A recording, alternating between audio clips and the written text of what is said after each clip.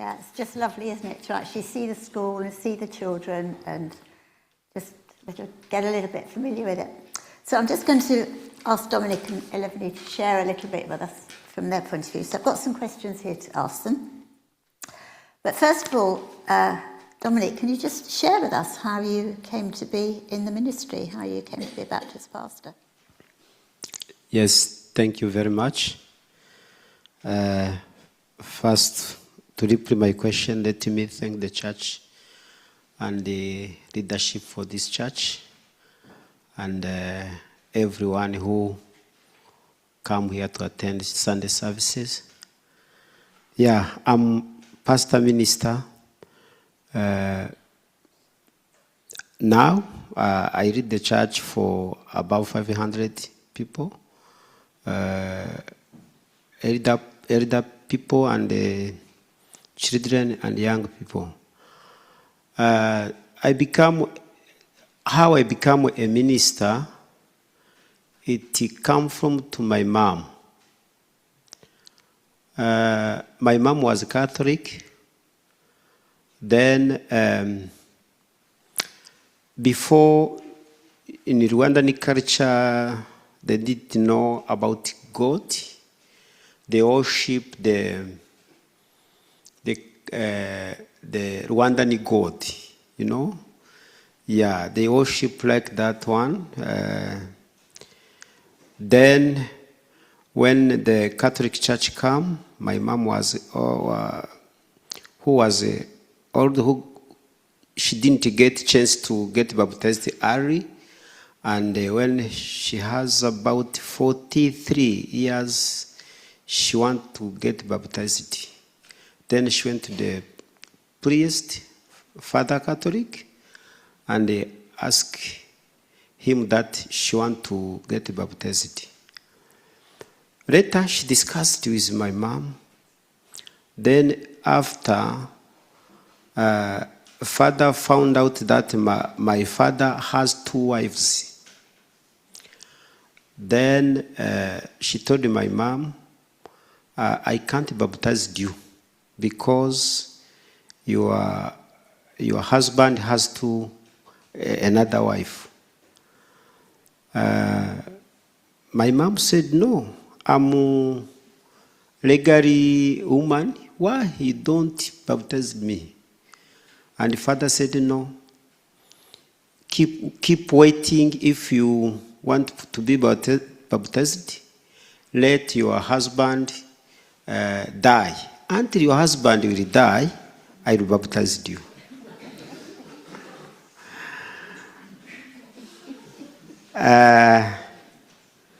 My mom back home, and she was very, very, very angry because she wanted to get baptized, but the father didn't give her a sacrament to be baptized.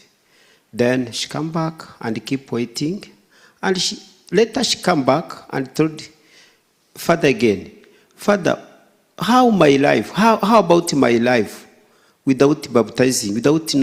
I know Jesus, but I want to get baptized.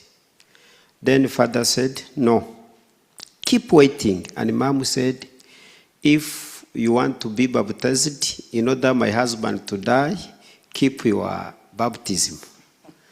Then my mom back. After, in Rwanda, during the genocide in 1994, happened in Rwanda, the big tragedy happened in Rwanda. We escaped to Baptist church. We went somewhere far where the war was. Then we cared for the Baptist church. And the pastor, during the evening, he liked to come to discuss with us. Morning, come to discuss with us. Then after, my mom asked him a question, how she wanted to get baptized, but one father didn't allow her to get baptized. But the pastor said, no, you don't have a problem. Your husband have a problem. But you are not committing an error about in your life. okay, in 3 weeks, we are going to teach you, then we will baptize you. Since that time, after 3 weeks, my mom baptized. Then we made ceremony, rejoice everyone, like that. Since my mom before keep crying, no, I will die without baptizing because of my husband, like that one. For us, we get passionate with what our mom said. Since my mom get baptized, then I choose in my heart, I said, okay, when my mom is get baptized, okay, I will be a Baptist. Because those pastor help my mom. Maybe there is no barrier in the Baptist, but in the Catholic there is a barrier. But in the Baptist there is no barrier. Let's keep on this way with my mom. There is where I start to keep to attend church with my mom until I get baptized in the Baptist church. I went to Baptist college. I studied Baptist college. And then after I get married with a woman from Baptist because her father was one of the members who created the Baptist church in Rwanda. Because her family was a Baptist from the ancestors. They keep Baptist. Then I get married with her. Yeah. After getting married with her, we have been working together at secondary school. Then I start to be a teacher of children, and the community come to attend. Then I become teacher for Baptist at one secondary school. After that one, the bishop chose to ordinate me as a pastor. After I become teacher 1 year, in the second year, then I get baptized as a minister in the Baptist church. Thank you very much.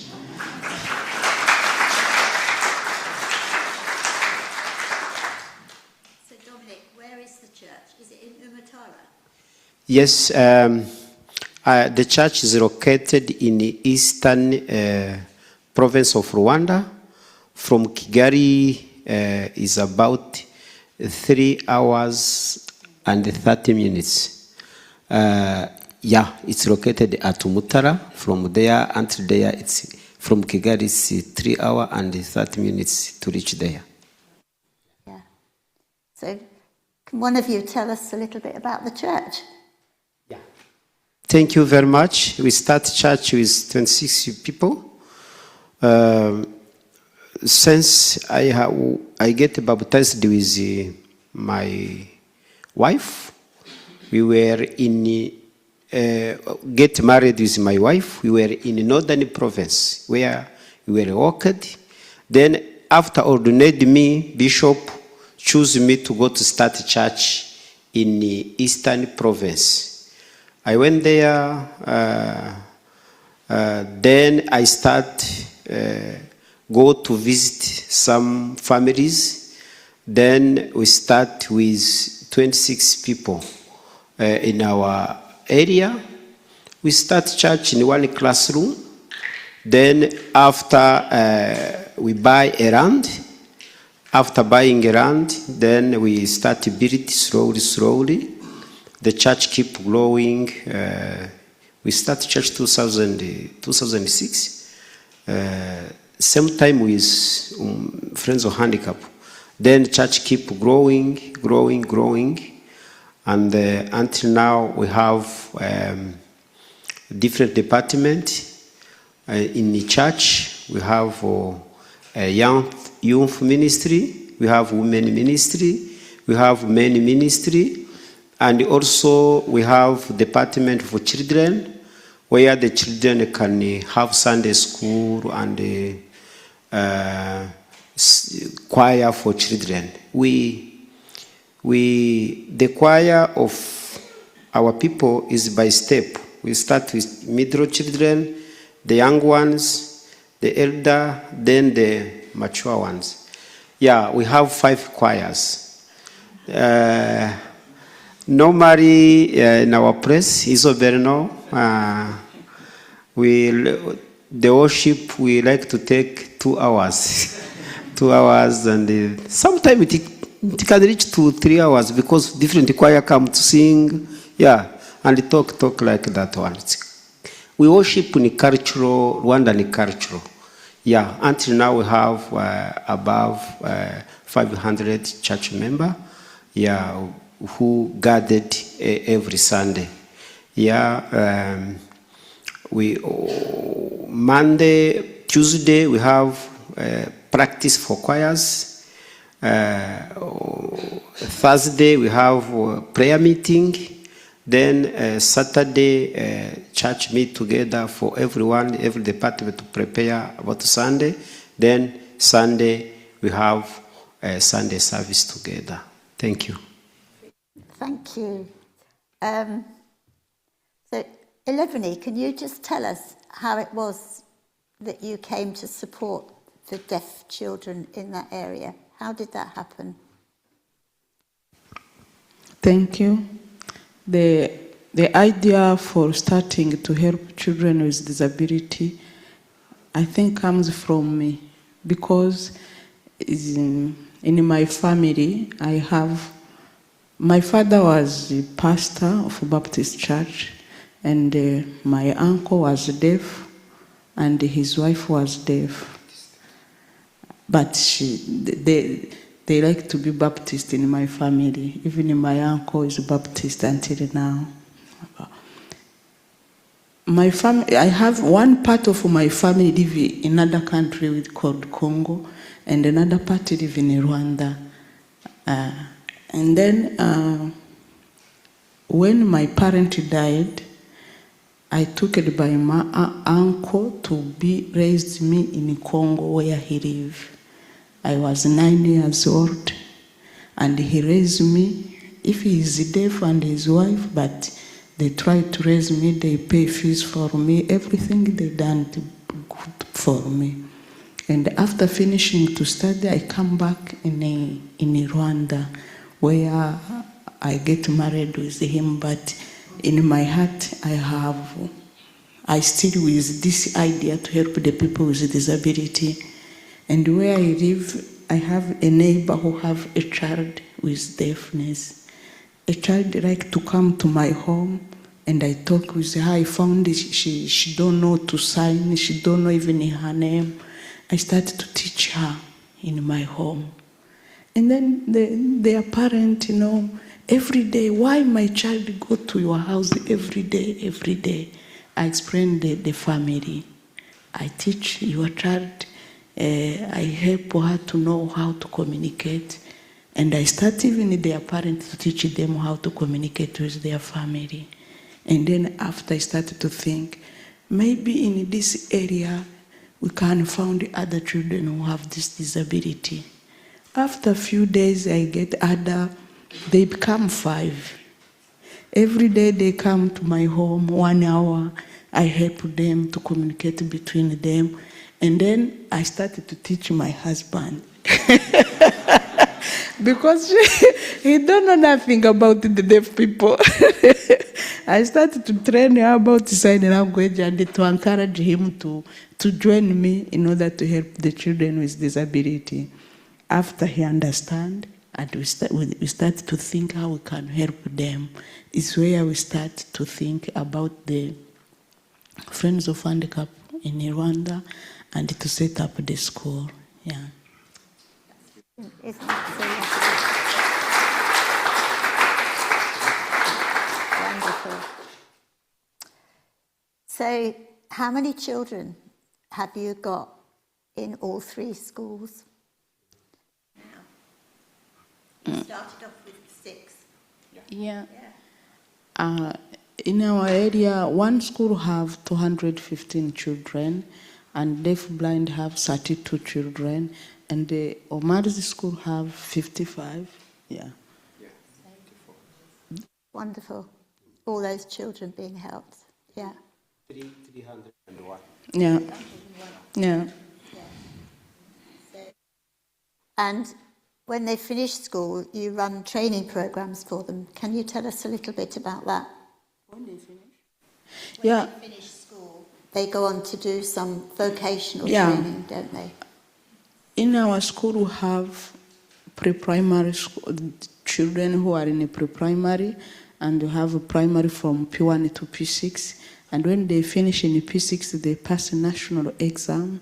Those who pass well, they continue in the secondary, and the others go to vocational training, is where we have hairdressing, and we have sewing, and the construction department, they run there. And then in our country, we don't have secondary school for the deaf.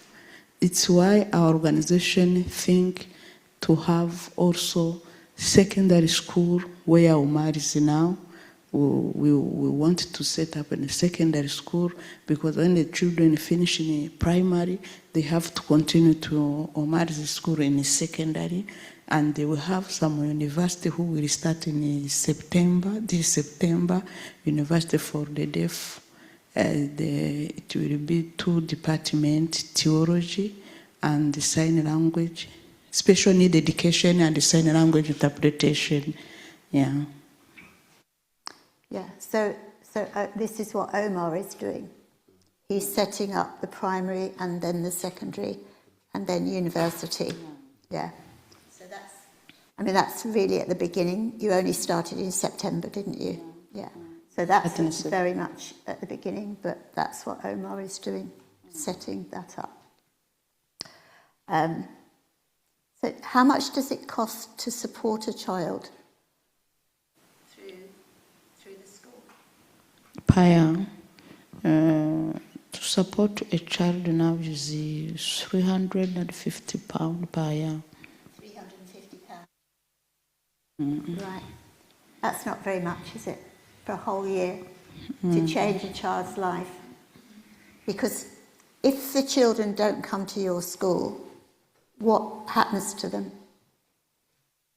Many children with disability in our country, until now they stay at home. They stay at home? Yeah, they are at home. So if they get a chance to come to the school, okay. If they don't get the chance to get to school, they stay at home until now.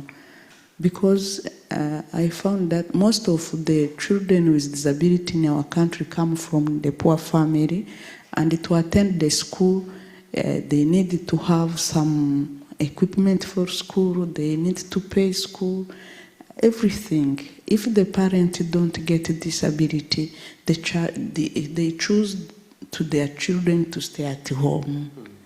Yeah. Let me add something. For example, for Patrick and Samuel, those children was in rural area. They didn't know about the school for the deaf. They didn't know. Even their parents, they didn't know how the children can run the school. In our ministry, we have what we call outreach program. Then during COVID, we went there to their rural village to do outreach program to sensitize their parents who have children with disability, to bring their children, to prepare the children to come to school. Is where we found Patrick and Samuel. Then, when we found them, we explained them about school, we explained them how children can study, can even reach to university, even they can support themselves when they finish the school. Then the parents agree to bring their children at school. Only they thought that the children with disability, maybe when he's deaf, he have strengths, but he can always go after goat, after cow, after pig, like that one. They thought like that one. Then after taking Samuel and Patrick, they come to school, then the eyes of their parents start to be open. And see, oh, our children can run, can study. When they start spelling alphabet, they're surprised. Until now, even us, we hope that Patrick and Samuel will reach where they can support themselves and support their future family. Thank you. So if they didn't have that education, they would just stay in the village looking after the animals with no future. There are the children who are still there. Yeah, yeah. So just before we close, can you just tell us what are the biggest challenges that face you at the moment? Yeah, because I have told that most of the children which we support, they come from the poor family. And they have to spend 3 months at the school because our school here in Rwanda have 3 terms. Every term have 3 months. And the children have to stay at the school because it's a boarding school. When they are there at school, they need many things. The school have to feed them, to search school material, everything. And the big challenge we have is to feed them, because most of them, their parents don't pay. If they don't pay, it's the school who have to feed the children, to search everything like cleaning material, school material, everything. It's why we used to meet the challenge with feeding them and to pay the teacher who support them in teaching every day. Because our country don't pay the teacher, but even the country help us because they give us somewhere to set up the school, because to get a land where to build the school is also cost, and the government support us of that. And every day they come to give us advice how the school can be run the way is their participation as government, but organization and the school have to search how to feed the children, how to pay the teachers, and other things. But those 2 things is very big and it challenged the school. What I can add also, I and Isobel, this week on Thursday, we visited the Heartland Deaf School. We learn more about there. We see the small children ask a question like the children with elder mature children in our country ask Isobel why. Then we discussed it. Then after we found out that for us in our school, we can't hear the children can, with same age, they can study at some level. But for us, we can welcome maybe a children with 18 years to come to study with the children with 5 or 4 years. You know why? They know the school later. Yes. Then sometime we can welcome, we like to welcome a children with 11, 12 years, and when they come, they start to do things like the children of 2 years for this country. That is why he can come at school with 11, 12 years and start searching how grass is, and start to knock on grass, how it can, if it can be broken, if it can, like that one. That is a challenge, big challenge we like to have children with 11, 12 years, and his skills was like a child with 2 years. Those are the challenges we like to struggle with. Is that because they're like that because they've just been shut at home and not been educated? Yeah. Yes. Yeah. Yes. So Ian has set up the card reader. If any of you feel that you would like to give a gift to the school, you can do that using the card reader, or you could go and speak to Will. If any of you feel that you would like to consider sponsoring a child, which is a more long-term commitment, obviously, then also speak to Will about that. So just pray, see what God says to you. We sponsor the Wednesday group sponsors the 2 children, but Will and I also support the school and another deaf school in Rwanda. And it is the most wonderful thing to do. You just get such a kick out of it, you know, because you know that every penny goes to the school. It doesn't go to admin or anything like that. Every penny goes to the school, and that's why I like it, because I know that everything we give goes there. And it makes a massive difference to these children, because without it, they would have nothing in their lives at all, no future. They wouldn't be able to earn a living. They wouldn't be able to care for their families. So it is a huge thing. So thank you so much, both of you. It's been great to hear from you, it really has.